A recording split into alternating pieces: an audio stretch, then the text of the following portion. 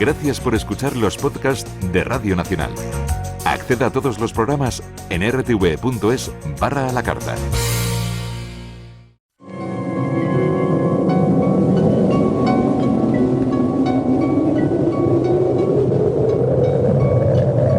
Solo cuando el túnel está en la más absoluta oscuridad es cuando puede volver otra vez la luz.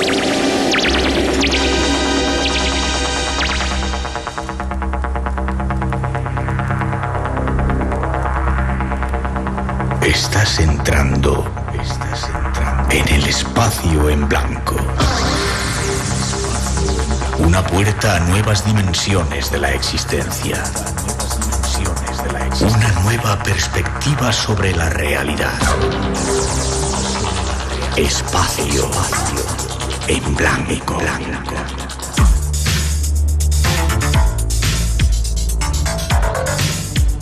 Una producción escrita y dirigida por Miguel Blanco. Hola, buenas madrugadas. Aquí llegamos estrenando un nuevo año, este flamante 2014, con fuerzas renovadas para este nuevo tiempo que nos espera. Y estamos preparados para seguir la senda de los misterios con un solo objetivo: buscar respuestas a los enigmas que interesan a las mujeres y los hombres de este siglo XXI.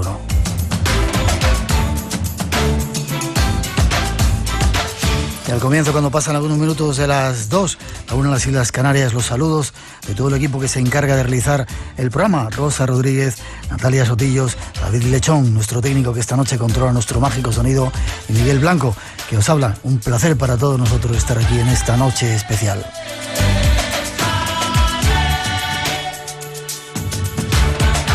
Hemos de dar las gracias por la compañía que nos habéis hecho a lo largo del viejo año, ese que se fue.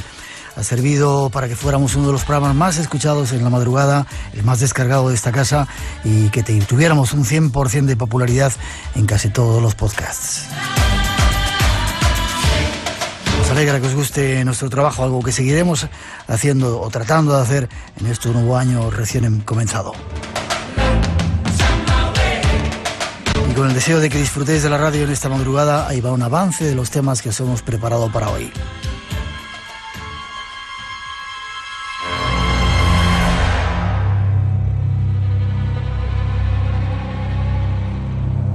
Comenzaremos nuestro camino yendo tras la pista de los animales más grandes del planeta. Uno de los máximos expertos de nuestro país nos visita esta noche para en su compañía seguir las huellas de esos animales por nuestras tierras. Seguiremos ruta realizando un viaje por el mundo a la búsqueda de extrañas costumbres sexuales en los pueblos de nuestro planeta. Un tema sorprendente.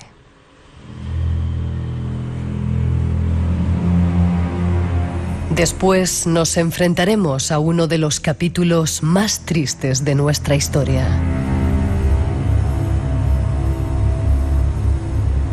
La de los Jemeres Rojos de Camboya. Desde la escuela S21 en Phnom Penh trataremos de comprender algo más de este genocidio. Una nueva cita con el misterio está ya lista. Solo necesitamos tu compañía en este nuevo año 2014 para seguir tras el mundo del misterio a la búsqueda de respuestas. Y como siempre, eres bienvenido a esta aventura.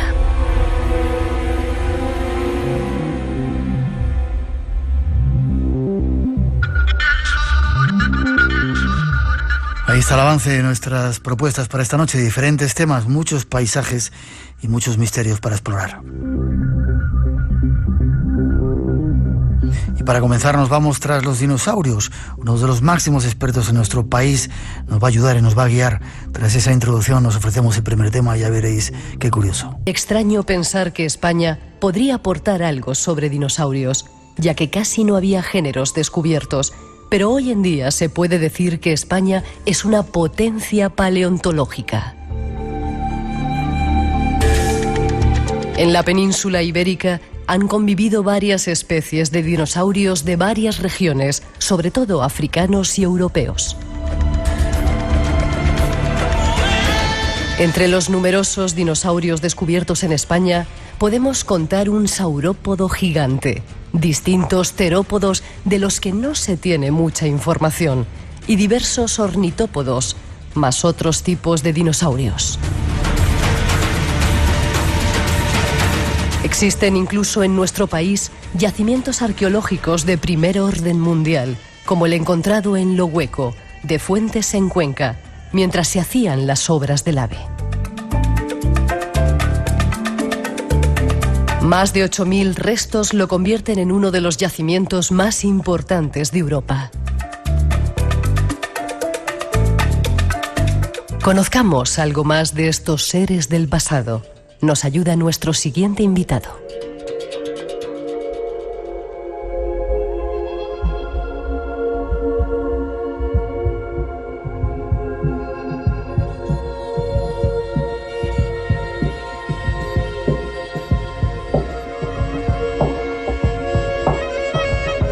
Vamos a la búsqueda de nuestros orígenes, de unos animales que anduvieron por la Tierra hace muchos años. Y hay un experto aquí en España que nos va a contar algo sobre ellos, Luis Alcalá. Buenas noches, Luis. Buenas noches. ¿Cómo estás? Muy bien, encantado de hablar de lo que me apasiona, de lo que es mi modo de vida y por lo cual trabajo, esperando que el día siguiente haya una sorpresa que modifique un panorama y nos haga soñar con que cada vez hacemos hallazgos más interesantes para la ciencia y para el público en general. Debe ser apasionante. Ya te digo que me pido ir contigo un día a esos sitios. Déjame que acabemos de explicar un poco y luego desvelamos un poco el asunto, ¿te parece?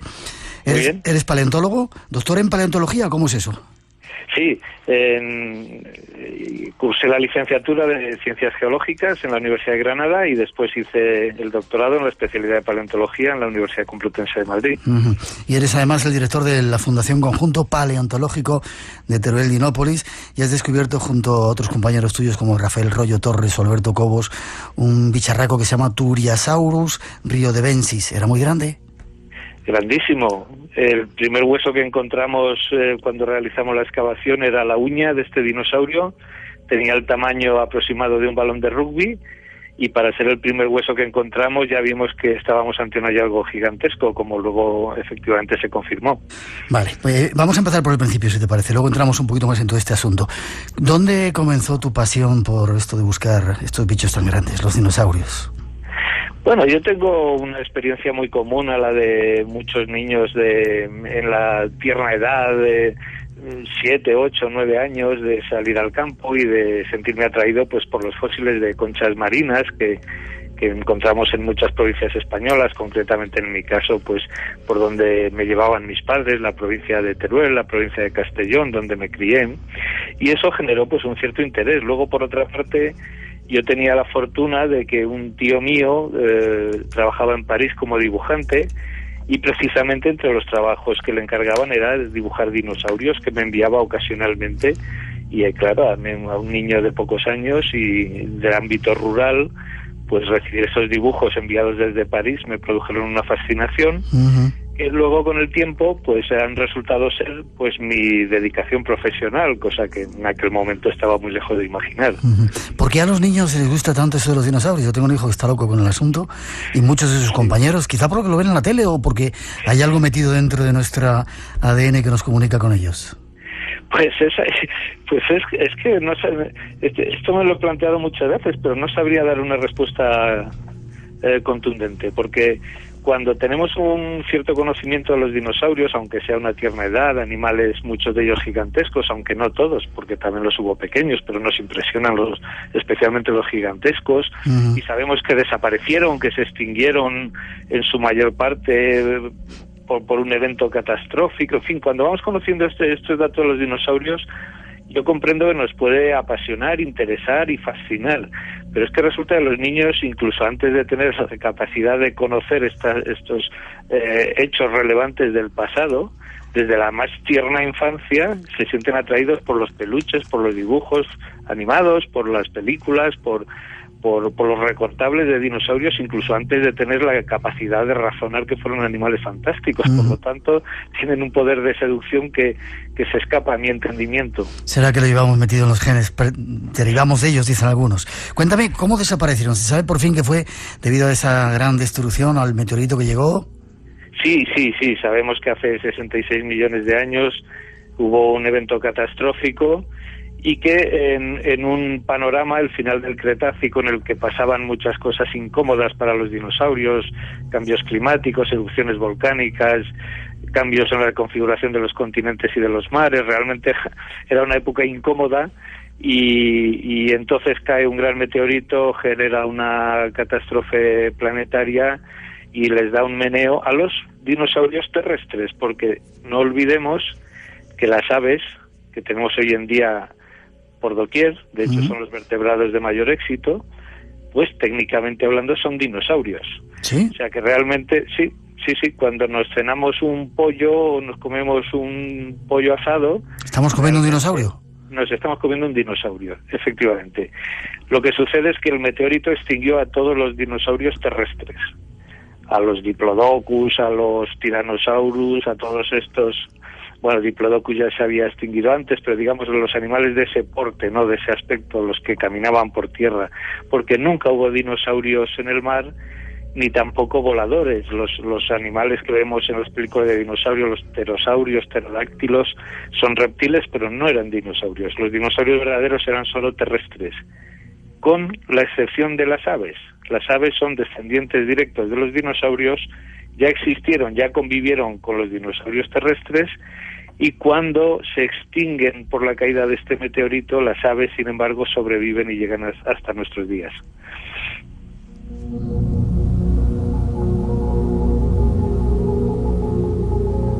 Vamos a aprender esta noche mucho contigo, Luis. Igual te fichamos para que nos cuentes cosas de los dinosaurios, ¿eh? O de la cena. ¿O de la qué? O de la cena, de cenar dinosaurios. Ah, vale. Dime, ¿durante cuánto tiempo vivieron los dinosaurios en este planeta? ¿Y de alguna manera son nuestro origen, el origen de la historia de los seres humanos?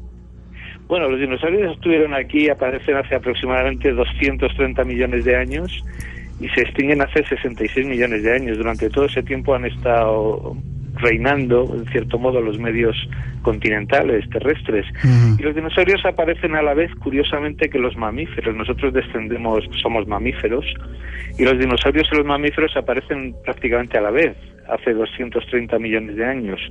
Únicamente los mamíferos durante muchísimos millones de años fueron pequeñitos y alcanzaron tamaños grandes y una diversificación mucho mayor cuando se extinguen los dinosaurios.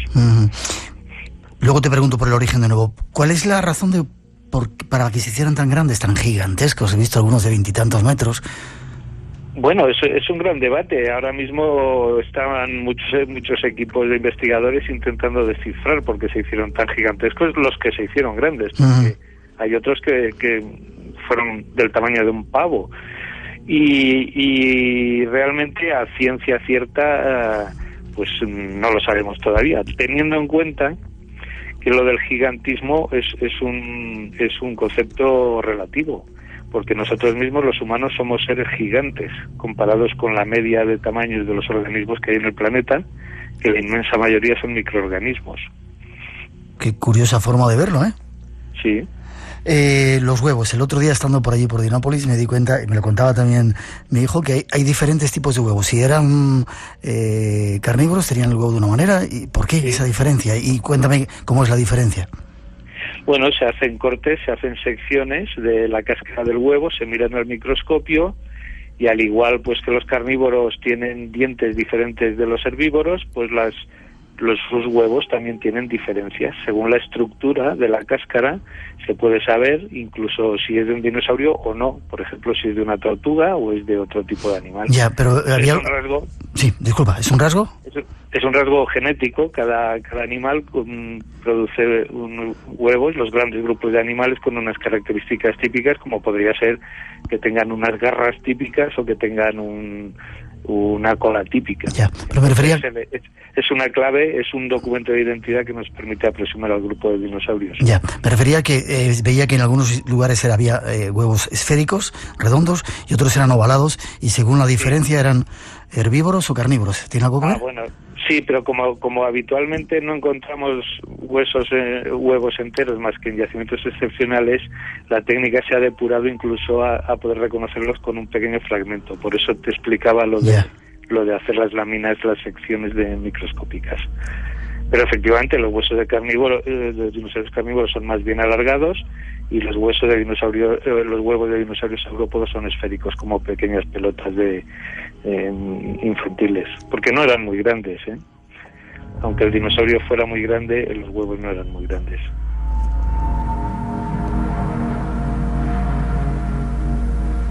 Cuando uno habla de dinosaurios, piensa yo en África, en Estados Unidos. No se imagina que en España tenemos yacimientos increíbles y que este es un país que se ha convertido en una potencia paleontológica, gracias quizá a trabajos como el tuyo y de tus compañeros, ¿no?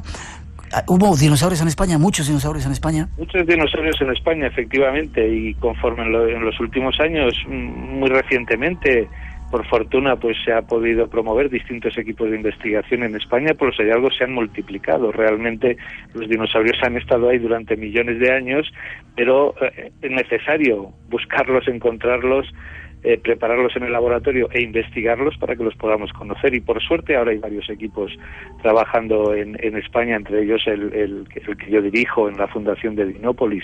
Y es que además de haber muchos, cosa que es una gran satisfacción, la península ibérica tiene una posición emblemática, y es que hace la época en la que vivían los dinosaurios, que vivieron durante muchos millones de años, pero en algunos de estos momentos los continentes estaban muchísimo más próximos de como están en la actualidad.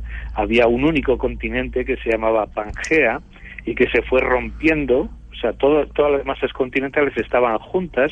Es como si ahora empujáramos pues América, África, Asia, los empujamos en dirección hacia la península ibérica y los juntamos todos, y entonces veríamos cómo la península ibérica ocupaba el centro de ese continente.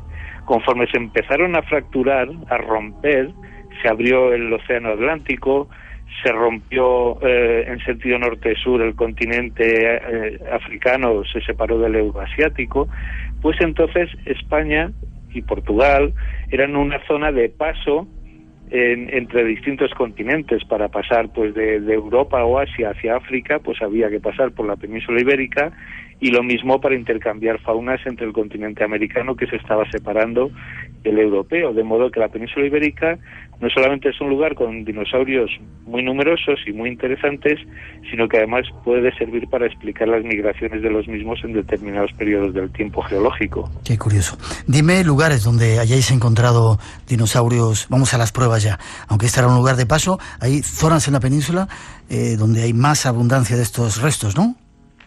Sí, efectivamente. Eso está en relación con los terrenos geológicos, de modo que, por poner un ejemplo descorazonador, pues donde hay granitos, y en gran parte de la península ibérica hay granitos, rocas plutónicas, pues ahí no hay dinosaurios. ¿Por qué? Entonces, porque son rocas que tienen un origen del interior magmático de la corteza terrestre, y entonces pues se forman por la aparición en superficie de magmas incandescentes, que evidentemente si en algún momento hubo algún dinosaurio paseando por ahí, pues el propio magma lo fulmina. Es decir, hay que buscar rocas sedimentarias, rocas formadas por acumulación pues de arenas, de limos, de barros, que tengan una antigüedad entre hace 230 millones de años y hace 66 millones de años, es decir, en la época en la que vivieron los dinosaurios, y que fueran susceptibles de acoger la vida, de que pudieran caminar por allí, reproducirse, alimentarse estos tipos de animales, y finalmente que fueran capaces de fosilizarlos. Como digo, esto sucede pues en arenas del lecho de un río, en zonas marginales de un lago, en los tarquines, que hay terrenos blandos donde pueden quedar atrapados, o donde al morir un animal puede quedar sepultado por una crecida del lago. Es decir, que necesitamos rocas geológicas que hayan podido sustentar la vida y que hayan favorecido la fosilización de los restos, ya sean pues los huesos, restos de piel, los huevos, y que los hayan conservado para que lleguen hasta nuestros días. En definitiva, necesitamos unas condiciones geológicas determinadas, y la península ibérica tiene condiciones geológicas variadas, de modo que no encontramos dinosaurios en toda la península, pero sí en muchas partes de ella. Cuéntame algunos lugares.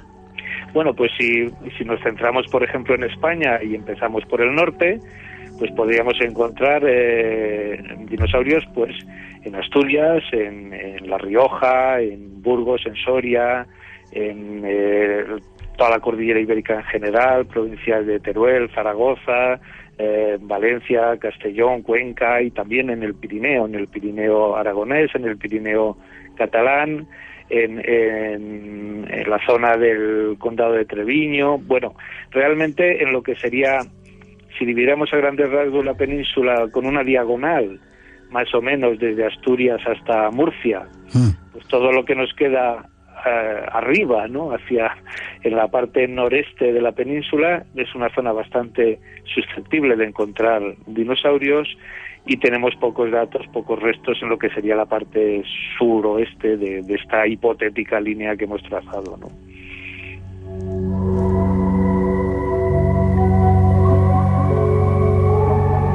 Hacia Andalucía, por Doñana y por esa zona no se han encontrado. Extremadura. No los tenemos. Qué curioso. Dime qué tipos de dinosaurios han encontrado, qué tipos de dinosaurios vivían por aquí, por la península. ¿Muy grandotes? Bueno, tenemos dinosaurios de muchas edades diferentes. Tenemos dinosaurios del Jurásico, del Cretácico, y dentro de cada uno de estos grandes periodos de edad, pues fueron cambiando, evolucionando, dando lugar a formas nuevas o bien recibiendo inmigrantes, de modo que depende del momento en el que nos estemos fijando. Nos podemos fijar hace 150 millones de años y tendríamos unos determinados tipos de dinosaurios, o nos podemos fijar hace 100 millones de años y tendríamos otros diferentes, o hace 60 y tantos millones de años, 70, tendríamos otros mucho más modernos. Pero a grandes rasgos, los tipos de dinosaurios que teníamos son los que podemos imaginar fácilmente si tomamos cualquier manual, ¿no? Pues los dinosaurios gigantescos, claro que sí, los de cuello largo y cola larga, que caminaban a cuatro patas, comedores de plantas y que alcanzaban tamaños espectaculares, ¿no? Destacando en España el dinosaurio que encontramos en Teruel, que estimamos que mediría 35 metros de largo, es el más grande encontrado en España con diferencia. ¿El Turiasaurus ese que encontrasteis? Exactamente, pero era relativamente común encontrar en cualquier lugar de estos yacimientos españoles pues dinosaurios de 18 o 20 metros de largo.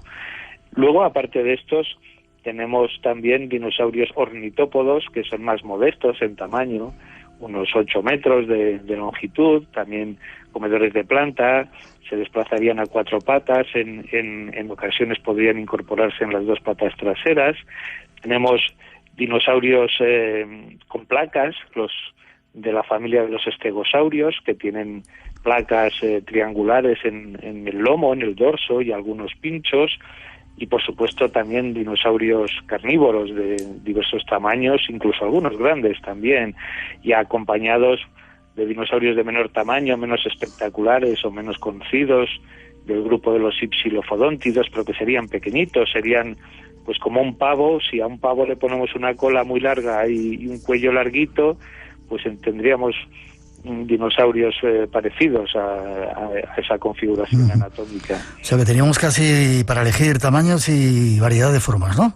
Efectivamente, porque están bien representados distintos ecosistemas que han permitido reflejar efectivamente una muestra de lo que allí había, tanto dinosaurios grandes como pequeños, tanto carnívoros como comedores de plantas, tanto gigantescos como acorazados, y no solo dinosaurios. En esos yacimientos encontramos eventualmente también cocodrilos, tortugas, peces, invertebrados, es decir, es muy interesante que en muchos yacimientos, y plantas también, restos de vegetales de diversos tipos, de modo que nos permiten reconstruir cómo fue el ambiente, aunque nos llaman muchísimo más la atención los dinosaurios, pero como paleontólogos que somos, tanto nos ayuda a reconstruir un paisaje del pasado, un gigantesco dinosaurio, como un diminuto invertebrado que vivió con él. Ya, apasionante tu trabajo, ¿eh?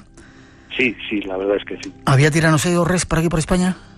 No lo sabía, precisamente porque Tyrannosaurus Rex, había un tatarabuelo, habría los antecesores de los Tyrannosaurus Rex, de los primitivos tiranosáuridos, proceden de cuando los continentes estaban unidos. Lo que sucede es que, si nos imaginamos una familia de primitivos tiranosáuridos, vivían por todo ese continente, ¿no?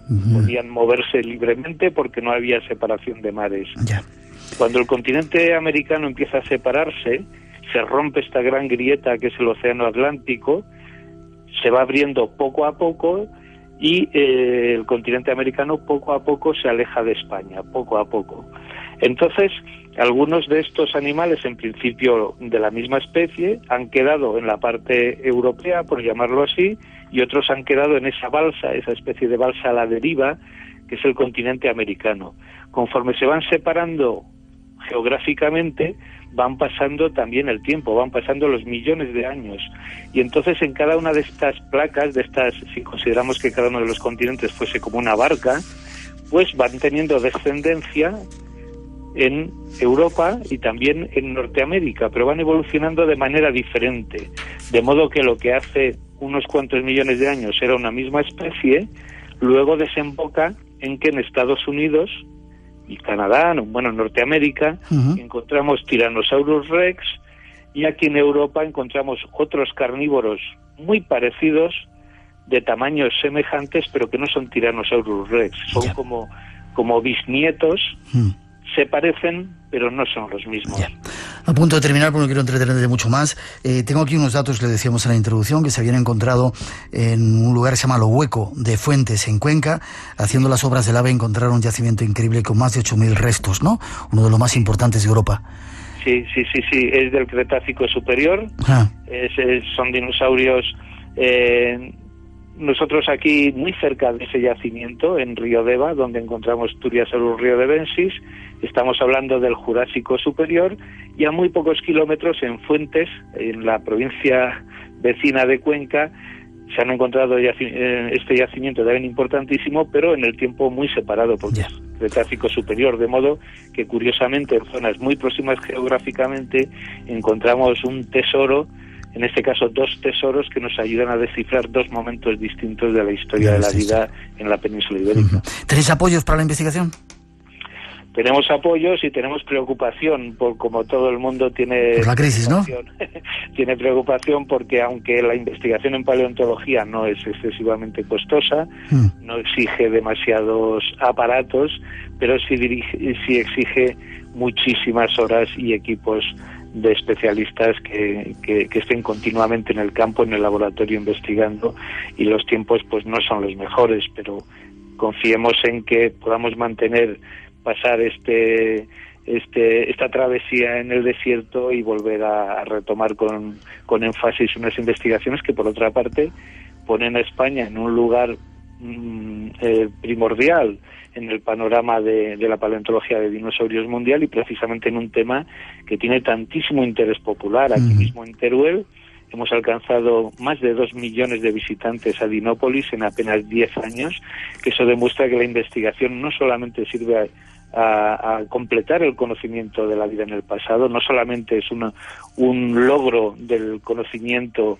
de saciar cómo funciona el mundo natural, sino que además es un elemento que permite desarrollar socioeconómicamente una zona gracias a la captación de este interés que es universal por los dinosaurios. Casi la última pregunta. No sé si conoces las piedras de Ica. Hay unas piedras en Perú donde se muestra una humanidad que convivió con los dinosaurios. ¿Es posible esto, Luis? No es una locura. Hay muchas fábulas, fantasías y esa fascinación que tenemos por seres del pasado, pues nos puede llevar a interpretar a los dragones, a animales fantásticos, grifos. Bueno, esto va inherente un poco al intelecto humano, pero los dinosaurios se extinguieron hace 66 millones de años y los primeros homínidos, bueno, depende a lo que queramos considerar homínidos, pero como poco están separados 60 millones de años, ¿no? Teniendo en cuenta siempre que, como digo, las aves son dinosaurios reales a todos los efectos y que estamos conviviendo con lo que técnicamente llamaríamos dinosaurios avianos, ¿no? Con las aves. Pero los dinosaurios gigantes que caminaban a cuatro patas con esos cuellos largos, colas largas o los Tyrannosaurus Rex y todo este complejo de dinosaurios clásicos jamás convivieron ni de lejos con seres humanos.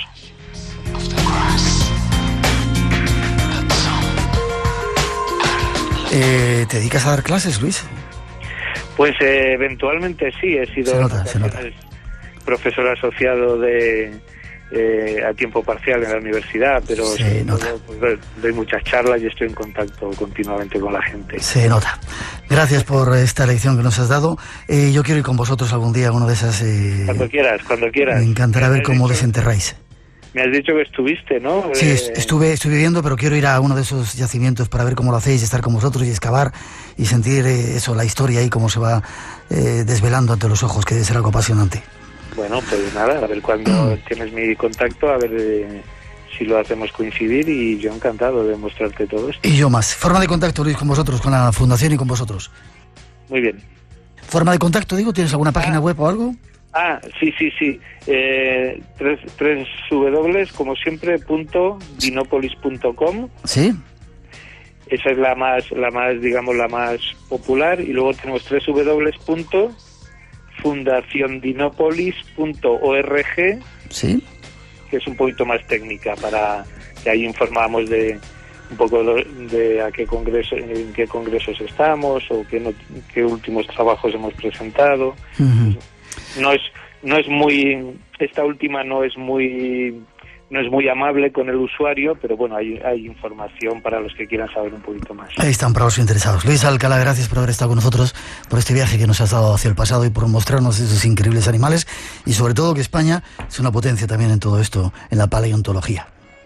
Muy bien, muchas gracias. Es un placer comunicar con la sociedad, que a fin de cuentas es quien financia todas estas investigaciones, en nuestro caso pues a través del Gobierno de Aragón y otras instituciones, y creo que es de ley que luego disfrutemos todos de lo que hemos invertido. Así tiene que ser. Gracias, Luis, fuerte abrazo, te veo prontito. Bueno, un abrazo. Hasta pronto.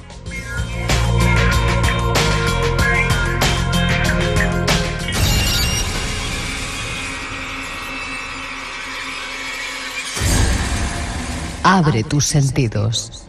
Un nuevo universo de respuestas te espera. Espacio en Blanco. En Radio Nacional de España. Con Miguel Blanco. El misterio continúa.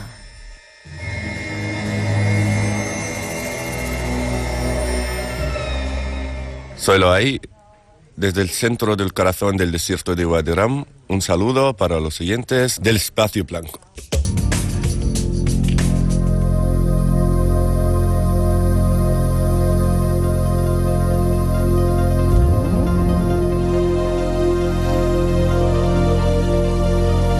Vamos al encuentro de nuestro investigador privado especial que se dedica a bucear en los recuerdos del Espacio en Blanco, Ramón Álvarez, hasta Barcelona. Buenas noches, Ramón. Hola, Miguel, muy buenas noches. Buenas noches, ¿cómo estás? Hola, Miguel. Pues muy bien, Miguel, ahora mismo ya a estas horas revisando correos y peticiones de los oyentes que me van llegando y demandando más recuerdos del Espacio en Blanco. ¿Se te pasó el cabreo del EGM del otro día? Sí, porque como has podido observar que te he mandado algunos mensajes de oyentes de todas las provincias españolas, y ya se me ha pasado un poquito. Hay que decir comunidades, que si no luego nos regañan. Comunidades españolas, comunidades de este país. Bueno, hoy vamos a hablar ¿de dónde surge la idea de este Recuerdos del Espacio en Blanco de hoy? Porque yo me había olvidado ya de este personaje. Y te digo, nunca me había visto tan duro con un invitado como lo que vamos a escuchar hoy. Yo no suelo ser duro con los invitados, pero le dimos caña, ¿eh? Sí, se le dio caña, y en este corte que está editado, que se llama Oyentes, que no es de los momentos más cañeros que hay, digamos, ¿no? Porque como tú más le dijiste en más de una ocasión, si nos damos cuenta de que nos engañas, te vamos a dar leña. Sí. Y así fue. Y soy testigo y quiero decir que aquí, aparte de estos cortes, coincidiste con él en algún programa de televisión. Y la verdad que si tú no recuerdas, yo sí que me acuerdo y tengo la grabación en DVD, y le metiste caña. Y la merecía, desde luego. Bueno, no solemos dar caña a nadie. Bueno.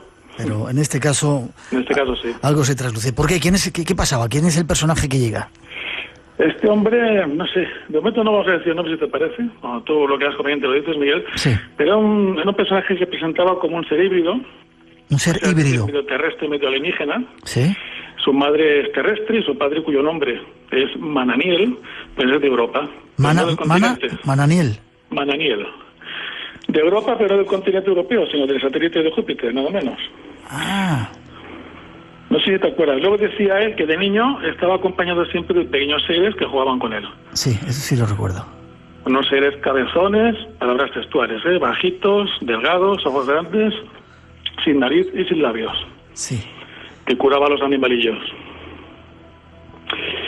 Este personaje da un cambio en su vida. Tú recordarás, Miguel, que a raíz de un accidente de tráfico muy grave, sí, ocurrido el 11 de diciembre del 89 en Soria, pues da un vuelco en su vida. Sí, y de repente recuerda que es un ser medio híbrido, o él ya lo sabía desde el principio. Lo recuerda en ese momento. Sí. En ese momento él cree, cuando ve a estos personajes pequeñajos que le visitan en casa y que juegan con él y que curan a los animalillos, él cree que eso es normal, es habitual, ¿no? Uh-huh. Es luego, cuando él está hospitalizado, le curan de sus graves enfermedades, como hacían con aquellos animalillos, es cuando él toma conciencia, ¿no? Y dice, caramba, esto no es normal.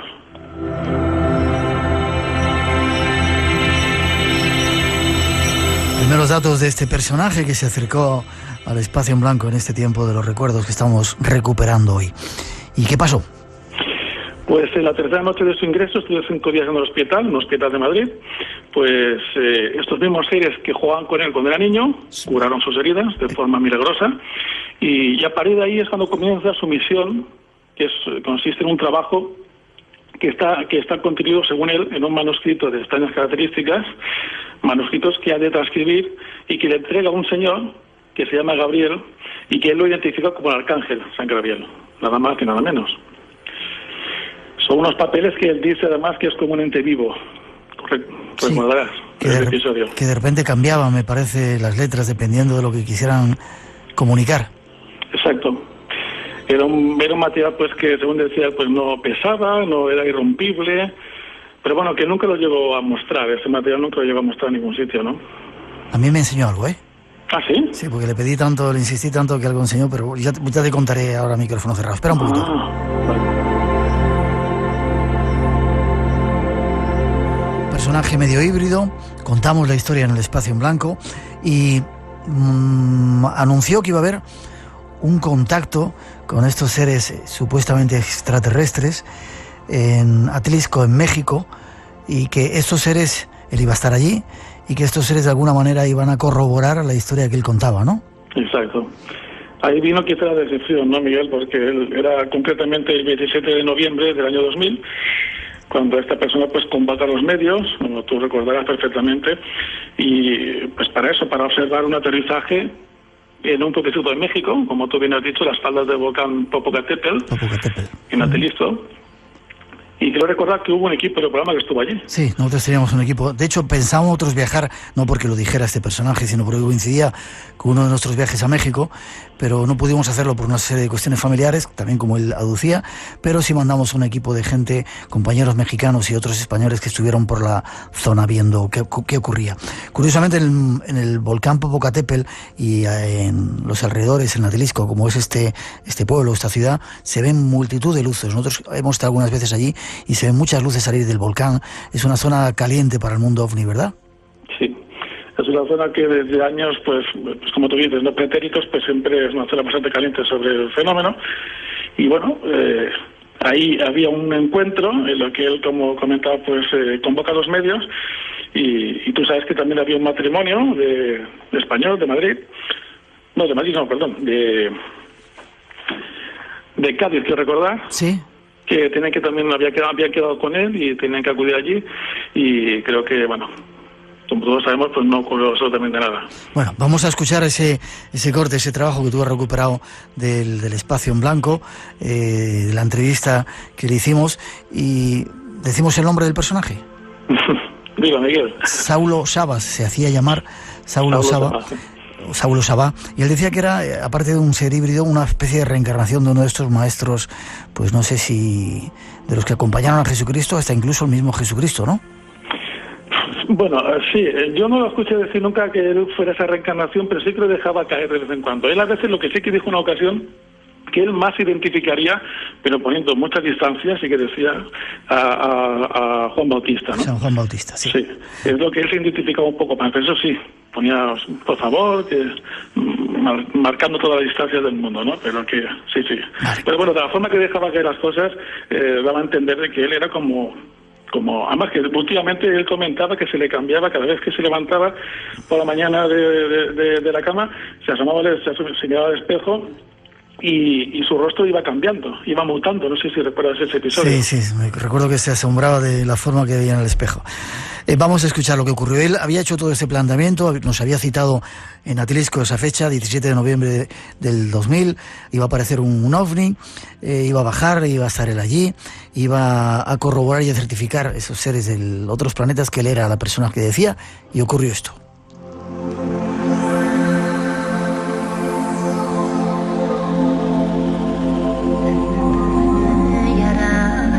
Vamos con más temas en este espacio en blanco especial hoy desde Sevilla. Vamos con más temas. La pasada semana, hace 2 semanas creo que fue, cuando presentábamos a un personaje, Saulo Sabá, que decía ser un híbrido entre seres terrestres y extraterrestres. Y la pasada semana le pedimos una prueba y decía que el día 27 de noviembre, este lunes pasado, iba a haber un contacto con esos seres extraterrestres en un determinado lugar de México. Ahora enseguida os damos noticias de lo que ha ocurrido.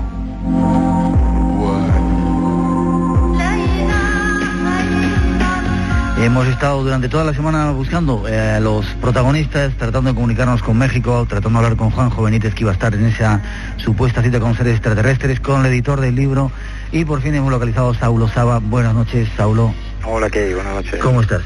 Bien, aquí estamos. ¿Estás en España? Sí, ahora mismo sí. ¿En Madrid? Eso es. Estás en España, en Madrid. ¿Qué ha ocurrido? Día 27 de noviembre era la cita que tú nos habías dado como una prueba, una gran prueba de esos seres extraterrestres. Espera que haga un resumen, que iban de alguna forma a demostrar que era verdad lo que estabas contando, ¿cierto? Ciertamente.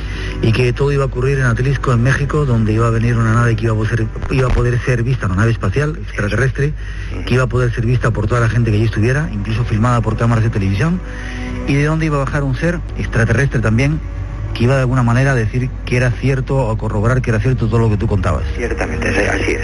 Día 27 de noviembre, eran las 9, ¿qué hora era la cita? Era a las 19 horas, a las 7 horas concretamente de la tarde, hora local de allí. Hora mexicana.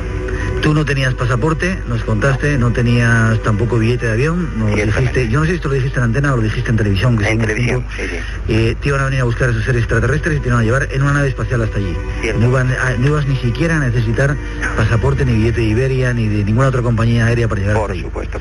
¿Qué ha ocurrido? Hoy es viernes, han pasado unos cuantos días, ¿qué ha ocurrido? Bueno, pues Miguel, yo tenía un problema de extrema gravedad aquí en España antes de avisar del encuentro concreto que se ha producido, y lógicamente yo estaba expectante también entre lo uno y lo otro. No obstante, aunque me consta que ellos, y con toda seguridad, ciertamente han estado allí en Atilisco, el hecho de que yo no vaya no implica que ciertamente no se vaya a producir el encuentro. Se produce igual. Saulo, espera. Yo tengo que defender a nuestros oyentes, sabes que aquí somos muy respetuosos, hemos sido respetuosos contigo, hemos querido la historia. Es una ciudad así. Es decir, nos estás contando que ellos han estado ahí, pero tú no has estado. Eso no hay quien se lo trague ya, ¿no? ¿No crees? No, vamos a ver, Miguel. Lo uno no quita lo otro. Vamos a ver. El hecho de que yo no esté allí no implica que ellos no vayan a ir. Es como si yo te digo mañana que en Sevilla me voy a encontrar con, no sé, contigo, ¿no? Y tú vas allí, el hecho de que yo no vaya no implica que tú no vayas a esperarme a mí. Sí, pero no era un contacto extraterrestre normal, sino que era un contacto extraterrestre que servía para demostrar que tu historia No, era cierta. vamos a ver, yo conté que ellos vienen de forma fehaciente, que corroborará mi historia, el hecho de que ellos vendrán, así es. Lógicamente, pero, uno de ellos... Sí, iba a bajar en esa nave, que no hemos visto nada, no ha ocurrido nada. Nuestros compañeros en México todavía no nos han dado todas las informaciones, nos han dicho que no habían podido captar nada, que no había pasado nada. Bien. Espera, para ser más serios vamos a intentar acabar de conectar con ellos, si podemos en este programa, si no en el siguiente, para que nos cuenten lo que ya ocurrió, porque hay un equipo nuestro desplazado a la zona. Pero si tú no estuviste, la historia no es ya como tú nos habías contado, porque ya no bajaba ese ser extraterrestre que iba a decir que tú eras quien eras, no iba a estar ese ser extraterrestre aquí en España, que es lo que tú prometiste. Va a venir, vamos a ver. Ciertamente, de hecho, yo creo, y para que las cosas se puedan negar antes vamos a decir, antes de producir la sensación de que esto no se ha producido, esto sería constatar algo todavía no constatado. Es decir, de entrada, el hecho de que yo no estuviera implica solamente, única y exclusivamente, que yo tenía un asunto grave, familiar, de extremísima gravedad, que a última hora, inclusive yo, para precisamente a más certeza poder estar allí. De hecho, pedí incluso el pasaporte para que la estancia allí no me pudiera implicar problemas con las autoridades mexicanas, y lo hice todo con muchísima prisa, es decir, lo hice en el sábado, y en el mismo sábado me dieron un pasaporte que me iba a dar para 3 días aproximadamente, una estancia por lo menos legal en ese país. ¿No te parece un poco raro que plantees todo un follón como has liado, quizá también por culpa nuestra, que te hemos dado un poco de cabida, digas que vas a ir a ese contacto, que va a aparecer una nave, que va a venir un ser extraterrestre para probar que lo que tú cuentas es cierto, y luego el principal protagonista, que eres tú, no vaya?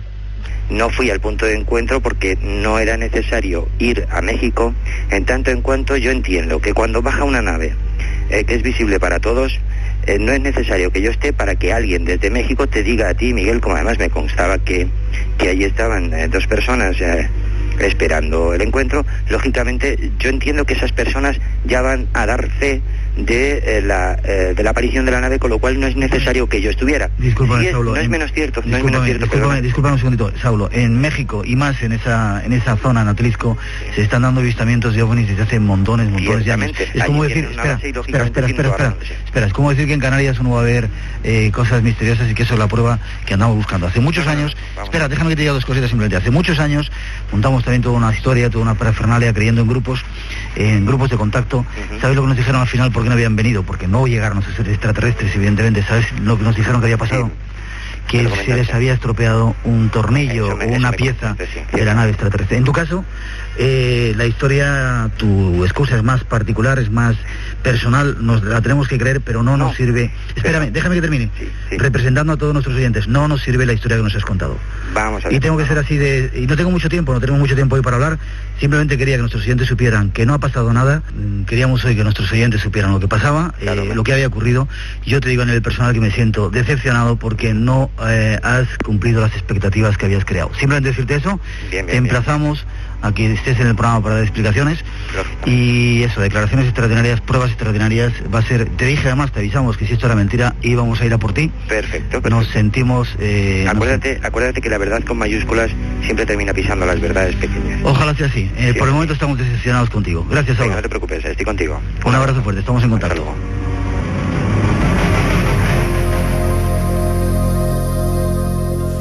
Ramón, ya te digo, yo nunca había estado, hemos escuchado ese fragmento con Saulo Saba, este curioso personaje, y yo he de pedir disculpas de nuevo, lo pedí en su tiempo, ¿no? Nunca he estado tan duro con un invitado, pero no me gusta que nos engañen, y sobre todo cuando le das cancha y avisas, ¿no? Como ya le avisamos a él, ¿verdad? Claro, lo avisaste en muchas ocasiones, en diferentes emisiones, porque estuve en el programa varias veces, y yo te escuché decirlo muchas veces. Oye, sé noble, sé auténtico, porque no vamos a consentir que engañes a los oyentes o a mí, etcétera, ¿no? Y que sepas que si esto ocurre, pues vamos a ir a por ti, además, ¿no? Y yo creo que se le avisó muchas veces en Miguel en este aspecto. Yo estaba convencido que no, y bueno, hasta a la vista están las pruebas, ¿no? Y ahí están las pruebas. No fue a México, no ocurrió nada. No ocurrió nada. Y bueno, un chasco más. Desapareció de repente, ¿sabes? No sé si estaba en busca y captura, quizás debiéramos hablar con uno de tus compañeros. Estaba por ahí ahí buscado, no sé por qué, Sí, pero bueno, que sí. Saulo Saba se desvaneció como había llegado y de lo que contaba no quedó nada. Ramón, gracias. ¿Había mucha gente que pedía este fragmento? Sí, muchísima gente. Y también quiero decir, y rápidamente, Miguel, que este corte, del principio de la temporada pasada me lo habían pedido, o sea, hace ya mucho tiempo, ¿no? Bien un año, podemos decir. Sí. Y hasta ahora no lo había encontrado. Así que tengo que decir y dar las gracias a las siguientes provincias que lo han pedido, las personas de allí, que ellos sabrán quiénes son, que desde Cuenca, Teruel, Valladolid, Barcelona, Navarra y Guadalajara. Vale, diferentes partes de España querían escuchar, recuperar la historia de este personaje de Saulo Saba, y ahí lo hemos tenido gracias al trabajo de Ramón. Ramón, forma de contacto contigo, si alguien quiere más. Primero, bueno, estás controlando todas las descargas, más de 100.000 descargas en ese portal que tú tienes, controlas mensajes de gente que te quiere recuperar algún fragmento del Espacio en Blanco, recordarlo. ¿Dónde tienen que hacer? ¿Cómo tienen que conectar contigo? En primer lugar, espacioenblanco@rtve.es y Misterios de las Ondas, Ramón Álvarez @misteriosdelasondas.com.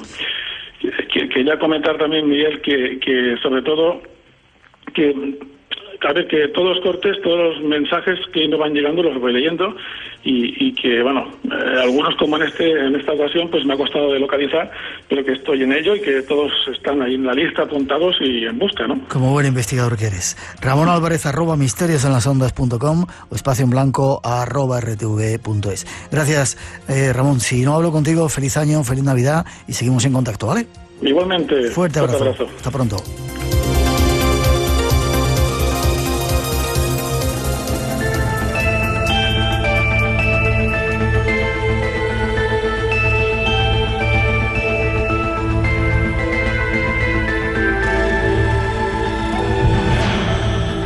Extraña historia la que nos contaba ese invitado, Saulo Saba. Saba decía que era un híbrido de ser extraterrestre y no nos dio la prueba que le pedíamos.